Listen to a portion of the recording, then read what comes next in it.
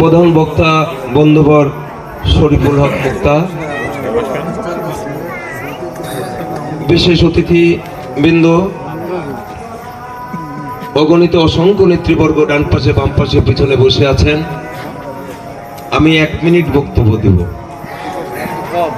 কারণ আমার মনে হয় ওই আলোচনার সভাটা বন্ধ হয়ে যাচ্ছে নাজিরপুরে। ওরা সন্ধ্যাত্মক থেকে বসে আছে, অভিমান করে চলে যাচ্ছে, তাড়াতাড়ি চলে যাবে। অনেক বক্তব্য এখানে হয়েছে। আজকের এই সুন্দর একেবারে মনোমুগ্ধকর পরিবেশ ছেড়ে যেতে চাচ্ছে না, মন চাচ্ছে না। তো সামনে আমার প্রিয় সংগঠনের বিভিন্ন পর্যায়ের নেতৃবর্গ, ডান পাশে আমার মা এবং বোনেরাও বসে আছেন। কত মাথা দিল হৃদয় উপারি, কত বোন দিল সেবা, বীরের স্মৃতির স্তম্ভের গায়ে লিখিয়া রেখেছে কেবা, কোনো কালেই তো হয় নিকজয়ী পুরুষের তরবারি, শক্তি দিয়েছে প্রেরণা দিয়েছে বিজয় লক্ষ্মী নারী। নারীদের সহযোগিতা ছাড়া কখনো বিজয় আসেনি। সেই মা এবং বোনেরাও বসে আছেন। সবার প্রতি সালাম, আসসালামু আলাইকুম ওয়া রাহমাতুল্লাহ। পরিবারের কাছে ভোট চেয়ে লাভ নাই। আমরা এখানে যারা আছি আমরা সব এক পরিবারের সদস্য। কি কথা ঠিক না ঠিক? আমি যদি সকালবেলা উঠে আমার ছোট ভাইয়ের কাছে ভোট চাই, এমপিতে দাঁড়িয়েছি, ভাই তুমি আমাকে ভোট দিও। সকালবেলা ঘুম থেকে উঠে যদি আমার মাকে বলি, মা আমি এমপিতে দাঁড়িয়েছি, বাবাকে যদি বলি, বাবা এমপিতে দাঁড়িয়েছি, তুমি আমাকে ভোট দিও, আমার মনে হয় ভাই বাবা মাকে লজ্জা দেওয়া হয় আর নিজেই লজ্জা পাওয়া হয়। কি কথা ঠিক না ঠিক? তাহলে এই পরিবারের সদস্যরা সব আমরা বলি, হাত তুলেন তো দেখি ধানের শীষে ভোট দিবেন কিনা। আমি কিন্তু হাত তুলতে বলিনি আপনাদের, আমরা এই কথাগুলো বলি। এখানে কোন মানুষ হাত তুলবে না বলেন? এরা তো আসছেই ভোট দেওয়ার জন্য। আমি আপনাদের শুধু জানান দিতে চাই যে আপনারা এক একটা আজিজ হয়ে, এক একটা খালেদা জিয়া হয়ে, এক একটা তারেক রহমান হয়ে, এক একটা ধানের শীষের ক্যান্ডিডেট হয়ে সাধারণ ভোটারের কাছে ভোট চান। অত্যন্ত দুর্দিনে দুঃসময় আমরা আছি, ক্রাইসিস মুহূর্ত পাড়ি দিচ্ছি। আল্লাহ পাকের দরবারে লাখো কোটি শুকরিয়া। 17 বছর অন্যায় অত্যাচার জুলুম নির্যাতন বুকে ধারণ করে কলিজা ভরা ব্যথা আর বুক ভরা কথা 2-4 মিনিটে বলে শেষ করা যাবে না। তবে আল্লাহ পাকের দরবারে লাখো কোটি শুকরিয়া, অন্তত 17 বছর পরে একটা বছর বা 1.25 বছর হলে দুঃখ ব্যথা বেদনার মাঝখানে যদি যাই, তাহলে মন খুলে কাঁদতেও পারছি, আনন্দে উদ্বেলিত হয়ে হাসতেও পারছি।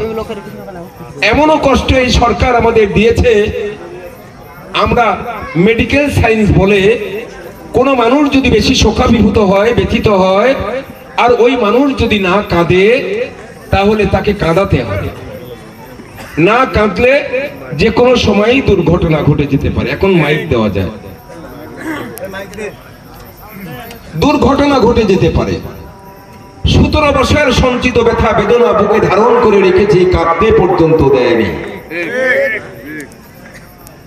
কতটুকু অশ্রু বরালে হৃদয় জলে সিক্ত, কত প্রদীপ শিখা জ্বালালে জীবন আলো ইউদুত, কত ব্যথা বুকে চাপালেই আমি তারে বলি ধৈর্য, নির্মমতা কত দূর হলে জাতি হবে নির্লজ্জ। আমি চিৎকার করে কাঁদিতে চাহিয়া করতে পারিনি চিৎকার, বুকের ব্যথা বুকে চাপাইয়ে নিজেকে দিয়েছি ধিক্কার। সেই সরকারের পতন ঘটে গেছে। এখন আমরা প্রাণ খুলে হাসতেও পারি, প্রাণ খুলে কাঁদতেও পারি। এটা আল্লাহ পাকের দরবারে লাখো কোটি শুকরিয়া। আর এটা যদি চলমান রাখতে চান প্রিয় বন্ধুরা আমার, আগামী ত্রয়োদশ জাতীয় সংসদ নির্বাচনে নিজেদের দলের মধ্যে দ্বন্দ্ব কুন্দর বা বিসংবাদ ভুলে গিয়ে ধানের শীষের প্রতীকে ভোট দিয়ে বাংলাদেশ জাতীয়তাবাদী দলকে ক্ষমতার মসনদে নিয়ে যাওয়া ছাড়া আর অন্য কোনো বিকল্প রাস্তা নেই। তাই আপনাদের উদাত্ত আহ্বান জানাই, আমি প্রার্থী কোথায় বললাম এটা দেখার বিষয় নয়। বকুল বলে গেছে, সুন্দর কথা বলেছে। পাবনা 3 আসন, চাটমোহর, ভাঙ্গা, ফরিদপুর, 3টি আসনের মধ্যে 3টি উপজেলার মধ্যে একটা প্রার্থীও না। প্রার্থী এসেছে কোথায় থেকে? সুজানগর থেকে। কি জানেন না? সুজানগর থেকে প্রার্থী দেওয়া আমাদের প্রিয় নেতা তারেক রহমান, যাকে নিয়ে আমরা স্বপ্ন দেখি আগামী দিনে তারুণ্যের অহংকার, আগামী দিনে বাংলাদেশের প্রধানমন্ত্রী, উনি ওখান থেকে বলে দিয়েছেন, আর 3টি উপজেলার মানুষ সেটাই স্যালুট জানিয়েছে। তা আমার বাড়িতে গুদাসপুরের ভিতরে তো আমাকে নিয়ে বিতর্ক করার কোন সুযোগ নেই। ধানের শীষের প্রতীক নিয়ে এসেছি, ধানের শীষের প্রতীকে ভোট দিতে হবে, আসন জিতাতে হবে। মেপে দেখুন না, এখান থেকেই ধারাবাড়িশা মাপুন, আর এখান থেকেই বনপাড়া মাপুন, কাছেই তো হয় ধারাবাড়িশা, নয়তোবা দূরেই হল। রোহার মানুষ কি, রাজাপুরের মানুষ কি রোহাইতে এমপি নির্বাচন করেনি? রাজাপুরের মানুষ কি ধারাবাড়িশার কাসেম সাহেবকে এমপি বানায়নি? আপনার রোহার মানুষ কি এখানে ইকরামুল আলম সাহেবকে কি আমরা এমপি বানাইনি? বানাইছি তো। এগুলো বিতর্ক করে কোনো লাভ নেই, এটা জাতীয় নির্বাচন। দেল মাহমুদ সাহেবকে কিন্তু সেই রাজাপুরের মানুষ ভোট দিয়ে দেল মাহমুদ সাহেবকে এমপি বানিয়েছে। এগুলি কিছু ষড়যন্ত্রকারী আছে, মানুষকে বিভ্রান্ত করছে। এই বিভ্রান্তে আমাদের যাওয়া যাবে না। প্রিয় বন্ধুরা, আমার কথা বাড়াবো না, আমি আপনাদের মাঝখান থেকে বিদায় নিতে চাই। আগামী কয় তারিখে প্রোগ্রাম আছে ভাই? 19 তারিখে একটু বিকাল বেলা প্রোগ্রাম করা যায় না? যায় না, না কাজের সময় তো আমার হয়ে গেছে বিপদ, এখনো 5টা প্রোগ্রাম আছে। তো আপনারা সুন্দর সুশৃঙ্খল মনোমুগ্ধকর পরিবেশে উঠান বৈঠকের কথা বলে জনসভার সৃষ্টি করেছে। আমি মহিলাদের উদ্দেশ্যে অনেক কথা বলেছি, ওনারা ছাড়া কোনো বিজয় সম্ভব নয়। সক্রিয় সহযোগিতা আপনারা রাখবেন।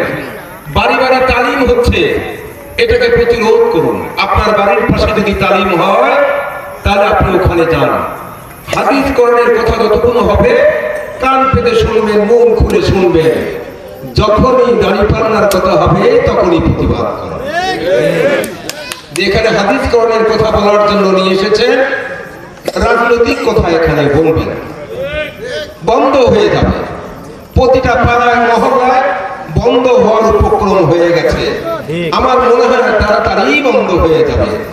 সমস্ত ষড়যন্ত্র পাশ কাটিয়ে যাবে। আগামী দিনের ধানের শীষের প্রার্থী বিজয়ী হবে এবং ত্রয়োদশ জাতীয় সংসদ নির্বাচনে সংখ্যাগরিষ্ঠ আসন নিয়ে বাংলাদেশের মধ্যে প্রিয় সংগঠন, জনপ্রিয় সংগঠন বাংলাদেশ জাতীয়তাবাদী দল সরকার গঠন করবে। যদি লক্ষ্য থাকে অটুট আর বিশ্বাস থাকে হৃদয়ে, দেখা হবেই দেখা আগামী দিনে ত্রয়োদশ জাতীয় সংসদ নির্বাচনের ধানের শীষের বিজয়। সবাই ভালো থাকবেন, সুখে থাকবেন, শান্তিতে থাকবেন, এই আশাবাদ ব্যক্ত করে আমি আমার সংক্ষিপ্ত কথা শেষ করছি। আল্লাহ হাফেজ। বাংলাদেশ জিন্দাবাদ, বাংলাদেশ জাতীয়তাবাদী দল জিন্দাবাদ।